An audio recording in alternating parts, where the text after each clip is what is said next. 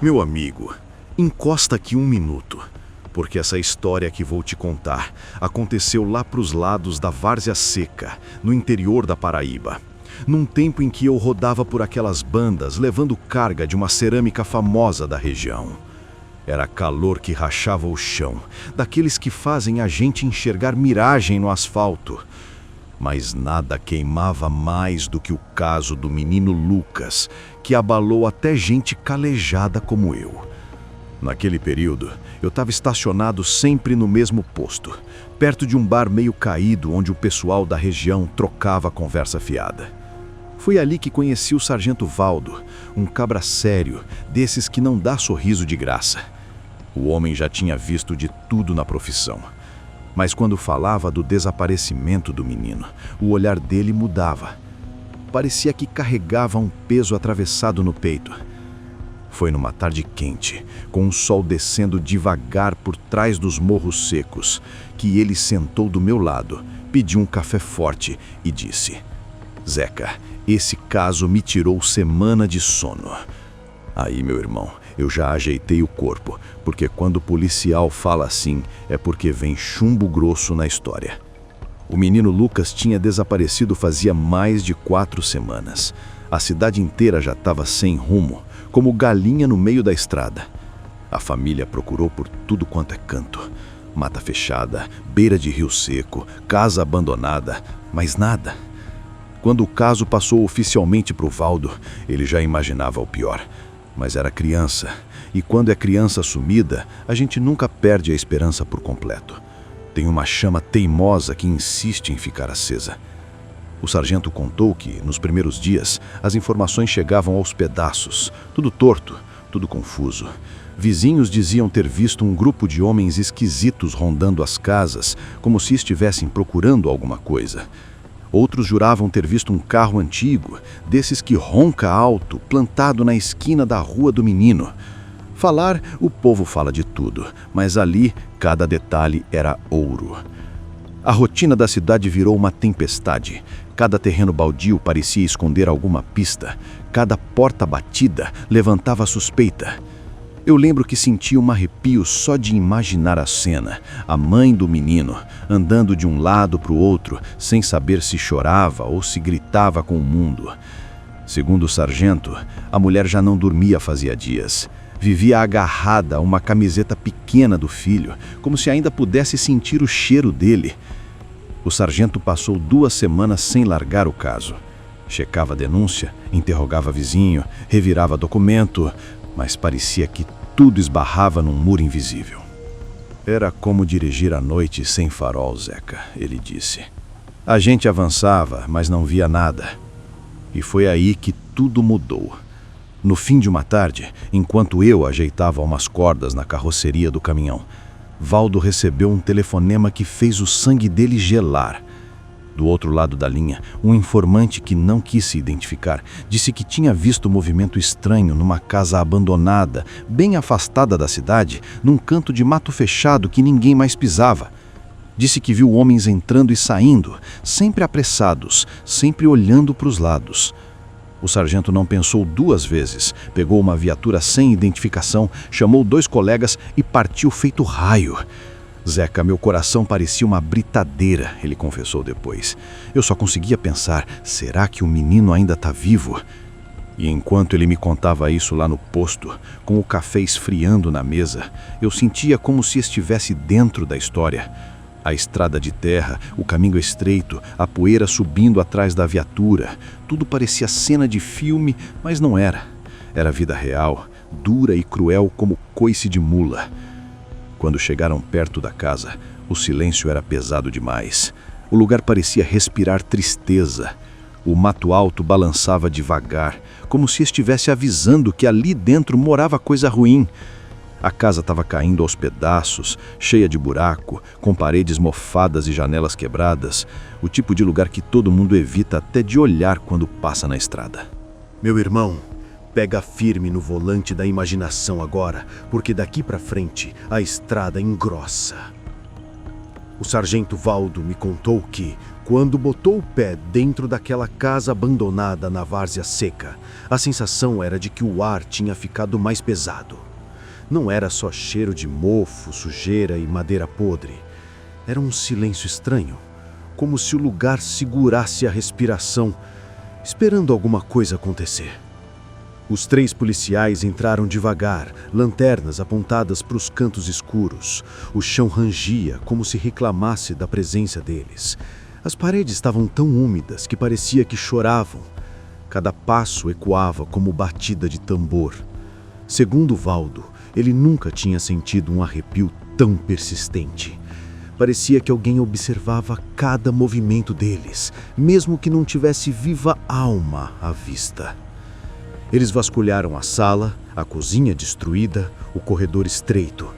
Tudo parecia abandonado fazia décadas. Mas quanto mais avançavam, mais percebia que tinha algo recente ali. Um pedaço de corda jogado no chão, um prato com resto de comida velha, pegadas marcadas na poeira. Tudo isso apontava para um único pensamento que martelava na cabeça do sargento. O menino podia estar ali. Valdo me disse que, enquanto vasculhava o lugar, ficava lembrando da voz da mãe do Lucas. Aquela mistura de desespero, esperança e medo. Ele jurava que aquela voz puxava ele para frente, como se dissesse, não desista. E isso fez o homem seguir até o fim do corredor, onde tinha uma porta trancada com um cadeado novo demais para o resto da casa. Os 3 policiais se entreolharam. Era a primeira evidência clara de que alguém usava aquele lugar nos últimos dias.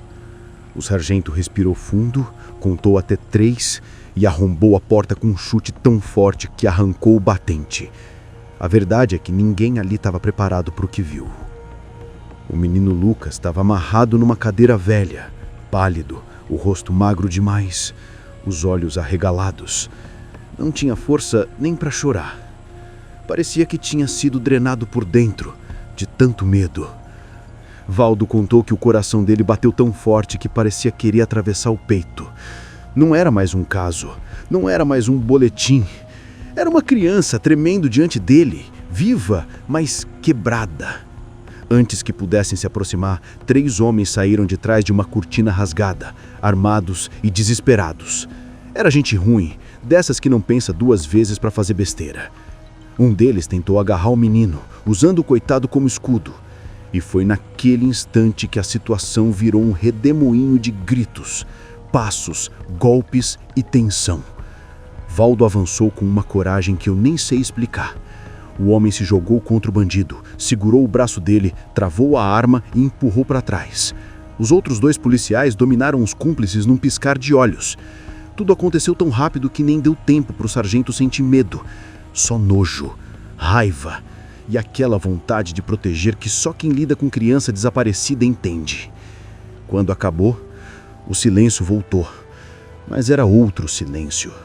Não mais o da casa carregada de maldade, agora era o silêncio de alívio, de missão cumprida, de sobrevivência. O menino chorava baixinho, sem força, só um choro de quem voltou do inferno. O sargento ajoelhou, abraçou ele com cuidado e disse que estava tudo acabado, que ele estava seguro. Lucas tremia como um passarinho ferido. Só que o pior ainda estava por vir. Enquanto prendiam os criminosos e esperavam apoio, um detalhe chamou a atenção. Um dos bandidos, o mais irritado, não parava de repetir que o homem que colocou o menino lá ia se acertar com eles. Ninguém entendeu na hora, mas bastou jogar uma luz em cima das investigações para a verdade aparecer. O responsável por entregar o menino para os sequestradores era alguém da família. Não um estranho, não um vizinho, não um desconhecido da estrada. Era o próprio tio de Lucas. Um homem que frequentava a casa todo dia, que brincava com o garoto, que ganhava cafezinho da mãe dele. Um traidor do próprio sangue. Quando o sargento me contou isso, eu senti o estômago embrulhar. É o tipo de coisa que nem caminhoneiro calejado aguenta ouvir sem ficar mexido. Ninguém sabia explicar o motivo.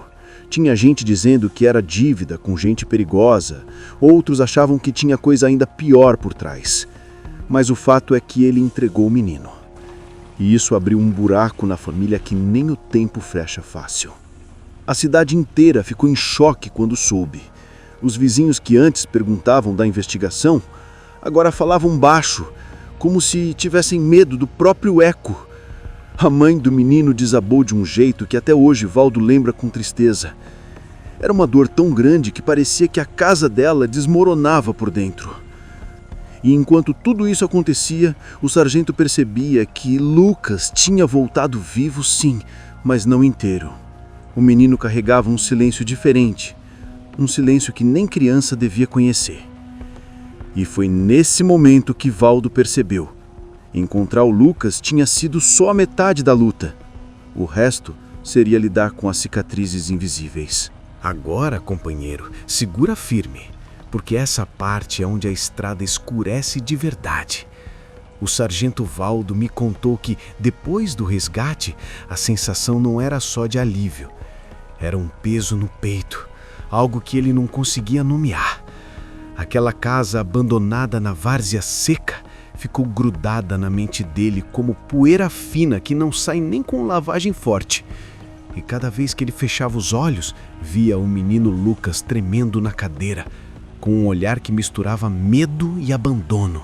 Os dias que seguiram foram dos mais difíceis. A cidade parecia andar em silêncio, como se todo mundo tivesse medo de fazer barulho demais e despertar alguma sombra escondida. Lucas foi levado ao hospital, mas o menino quase não falava. Ficava encarando o teto como se ainda estivesse preso naquele quarto fedorento. Médicos disseram que aquilo era comum em criança que passa por trauma, mas Valdo sabia que tinha algo mais fundo, algo que não dava para medir com aparelho. O clima na delegacia também mudou. Os colegas do sargento, que antes faziam piada para aliviar o peso do serviço, agora andavam mais calados. Era como se cada um carregasse um pedaço daquela casa dentro da cabeça.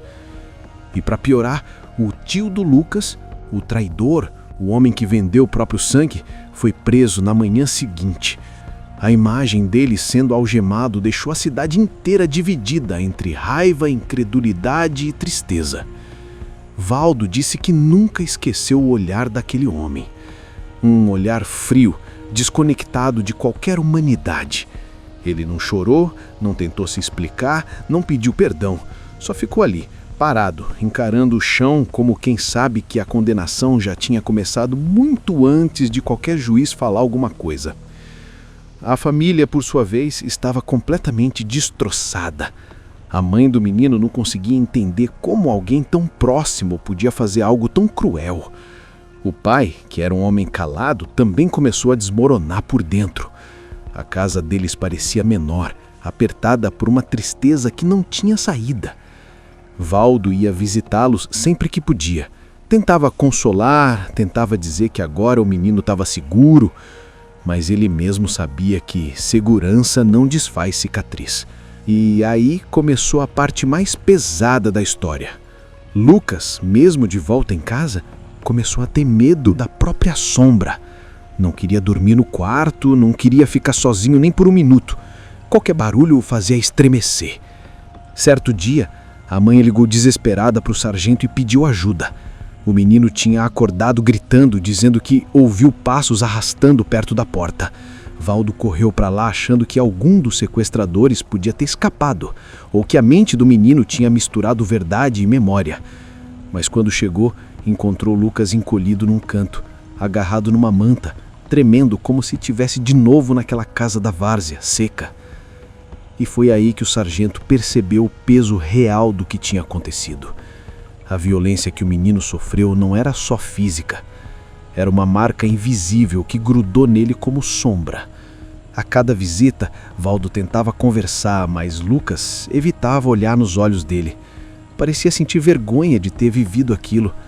E nada dói mais num policial do que ver uma criança culpando a si mesma por algo que nunca deveria ter vivido. Enquanto isso, a cidade ia se transformando. As conversas de portão desapareciam. O comércio esvaziava mais cedo. As pessoas evitavam comentar o caso como se falar alto demais pudesse trazer coisa ruim de volta. E o sargento, que sempre foi firme, começou a sentir o peso nas costas. Dormia mal, acordava suando, lembrando da cena da casa, do menino amarrado, dos criminosos que quase destruíram uma vida inteira. Uma noite, ele me contou, acordou com a sensação de que alguém tinha chamado o nome dele. Levantou, tomou água, tentou espantar a sensação estranha, mas não adiantou. A casa parecia encolhendo em volta dele. Era como se os fantasmas daquele caso tivessem achado o caminho até a sua própria mente. Ele sabia que precisava respirar, mas não conseguia. Era tensão acumulada demais. E foi nesse momento mais baixo que veio a pior notícia. Lucas tinha sumido de novo. Mas dessa vez não era sequestro. Ele simplesmente saiu de casa sem avisar. A mãe encontrou a porta aberta ao amanhecer e entrou em desespero. Valdo foi chamado imediatamente. A angústia da família voltou inteira, como se 4 semanas de medo tivessem começado de novo. O sargento revirou tudo: quintal, vizinhança, estrada, até os mesmos terrenos baldios. Cada cenário parecia repetir a dor do início. E quanto mais o tempo passava, mais o peso aumentava. Mas ali, no fundo do coração dele, tinha algo dizendo que o menino não tinha sido levado daquela vez. Ele tinha fugido por causa do medo, da memória viva que ainda latejava dentro dele.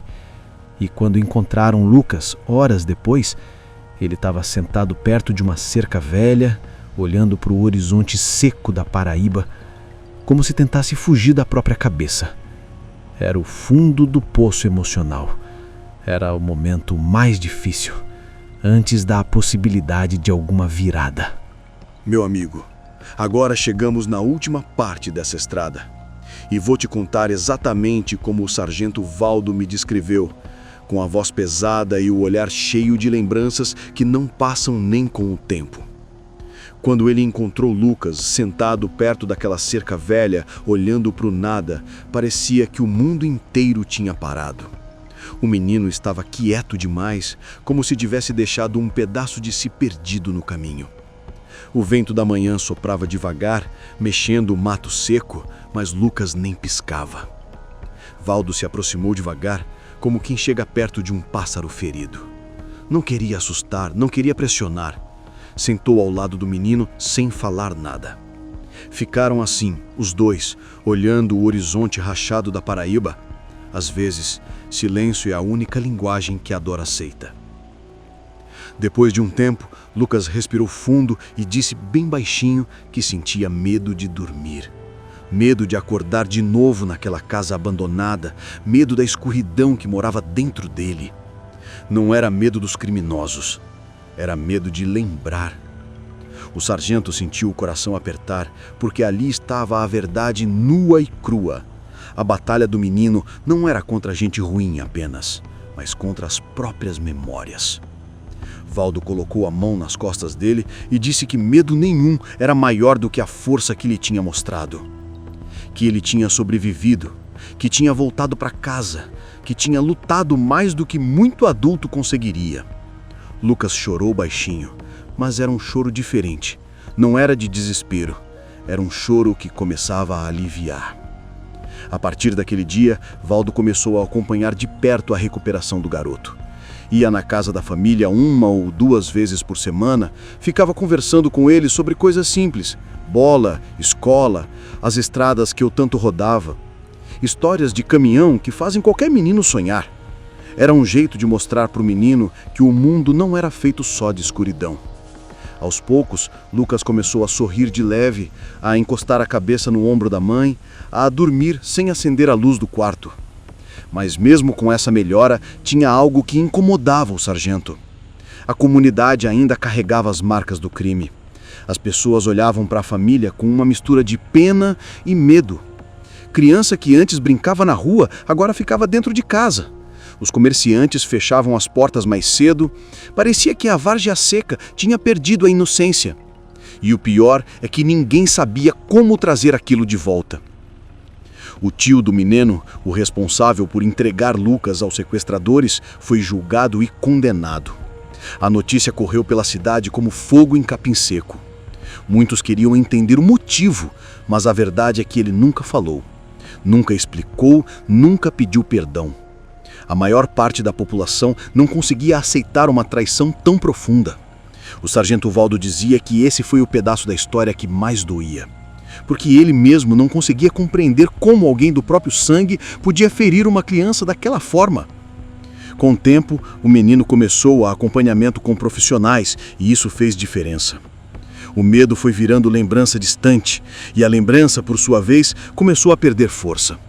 Lucas voltou a brincar, voltou a sorrir, voltou a ser criança. Não totalmente, porque cicatrizes assim ficam para sempre, mas voltou o suficiente para ter uma vida pela frente. Valdo, por outro lado, sempre dizia que aquela história tinha mudado algo dentro dele. Cada vez que via o sorriso tímido do menino, se sentia mais firme na missão de proteger quem não pode se defender. E cada vez que lembrava da casa abandonada, sentia um arrepio que o acompanhava nas noites silenciosas. Ele sabia que o mundo tinha gente boa, mas também tinha sombras, e que seu papel era segurar a lanterna para quem não conseguia andar sozinho. Eu, Zeca Estrada, ouvi cada palavra dessa história enquanto limpava a cabine do meu caminhão no posto da região. E vou te falar uma coisa, meu amigo. Tem estrada que a gente roda no asfalto e tem estrada que a gente roda por dentro da alma. A história do Lucas foi das que deixam marca na gente, marca funda, daquelas que não saem nem com 1000 quilômetros rodados. E antes de terminar, quero te deixar uma reflexão que o próprio sargento Valdo me disse. Zeca, salvar a vida de uma criança é como puxar alguém da beira de um abismo. Mas ensinar essa criança a confiar no mundo de novo é o que realmente exige coragem. Se você chegou até aqui, meu parceiro, já sabe, histórias como essa merecem ser lembradas, merecem ser contadas. Então deixa seu comentário aí, dizendo o que achou dessa estrada pesada que percorremos juntos. E claro, se quiser continuar ouvindo causos sombrios desse caminhoneiro aqui, segue o canal para não perder nada. E já aproveita para assistir o último roteiro que eu soltei, que também tá de arrepiar.